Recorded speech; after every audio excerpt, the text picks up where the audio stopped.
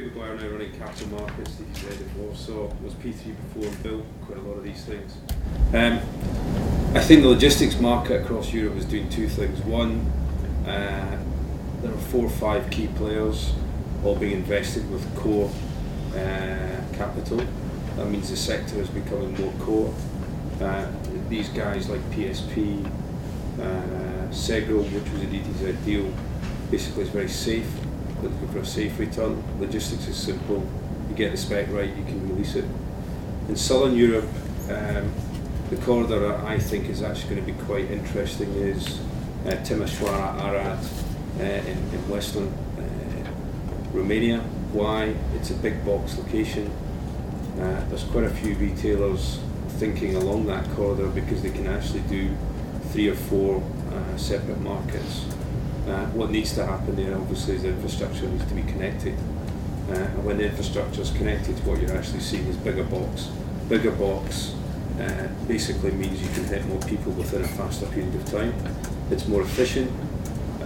So you'll see 2 things happening. Some of the big retailers like Amazon, they've got a 600-kilometre distribution distance.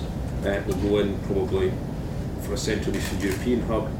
The 3PLs will go in maybe for a shorter distance, but do it for multi-customers. So they'll do it for 5, 6 different customers in one warehouse. Why will they do it in one warehouse? Because it's managing risk. You buy 5 products, that 5 products will go in one truck to Warsaw, one truck to Prague, whatever. So it's really accessibility to market, and as infrastructure increases, the accessibility gets faster. But I think Southern Europe's interesting. 2 reasons: 1, getting to that market, and 2, also the production statistics that we heard out. Okay, good. Thank you, Craig. Yeah, Neil. I would just note that the deep sea container port in the Baltic, in Poland, is taking capacity away from Rotterdam and Hamburg and places like that.